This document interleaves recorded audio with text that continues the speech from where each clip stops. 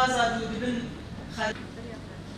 وأنا يعني كنت كارنتشيك هل زدان كانت بلدية للمرأة وإزالتها، ولكن بفضل نضالها المستمر والأمل المتجدد حققت خطوات نوعية في تأسيس نظام ديمقراطي.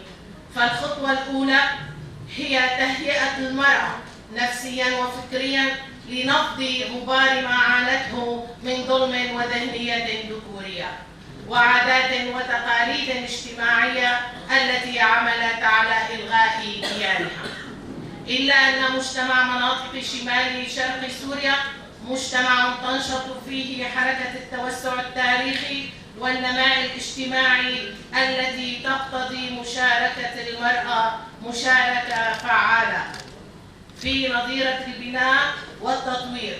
يقولون إن المرأة نصف المجتمع من حيث التكوين، ونحن نقول إنها كل المجتمع من حيث التأثير.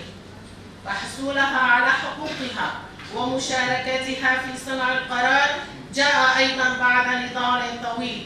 اليوم نراها في كل مفاصل الإدارة الذاتية الديمقراطية كرئيسة مشتركة ونائبة، وواضح للعيان